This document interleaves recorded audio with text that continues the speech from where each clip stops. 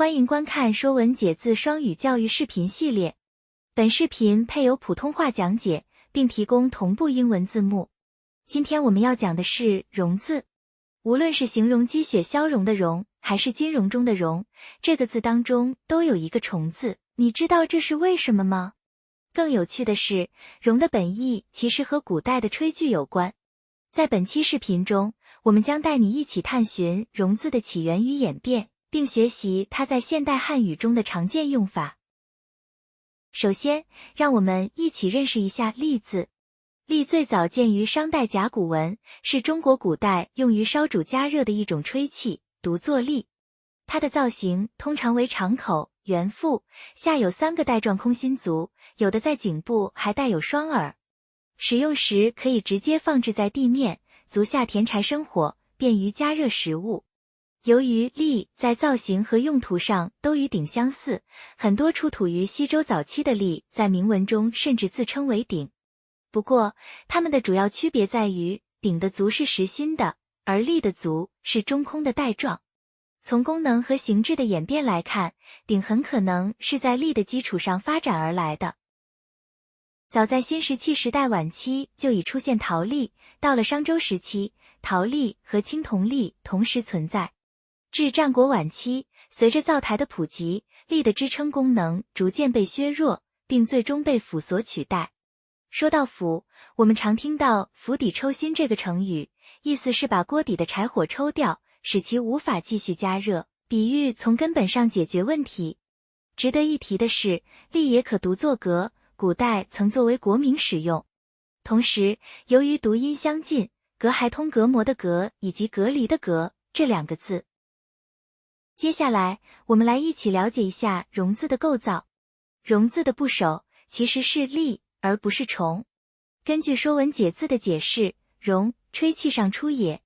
从砺，虫省生。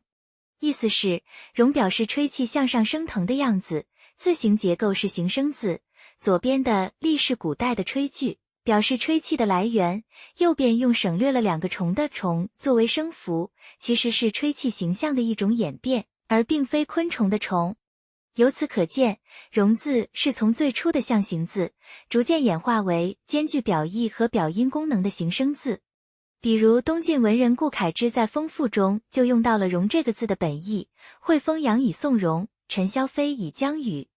意思是，温和的风向上吹拂，把升腾的吹气带走，尘埃在空中漂浮，预示着即将降雨。这一句生动地展现了融字最初的意义与意象。除了最初吹气上升的本意之外，融还有许多引申义，是现代汉语中非常常用的一个字。首先，融最常见的意思是融化、消融，比如积雪融化，指的是雪在温度升高时由固态变为液态。其次，融还有融合、调和的含义，常用于表达事物之间彼此交汇、协调一致。例如成语融会贯通，意思是将各方面知识融合在一起，深入理解并灵活运用。水乳交融则形容关系密切或结合得十分自然，如水与乳汁混合难分。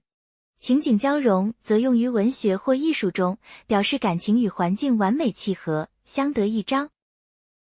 融还有和乐、甜适的意义，比如成语其乐融融，形容一片和乐融洽、幸福温馨的气氛，常用于描绘家庭或集体中的欢乐场面。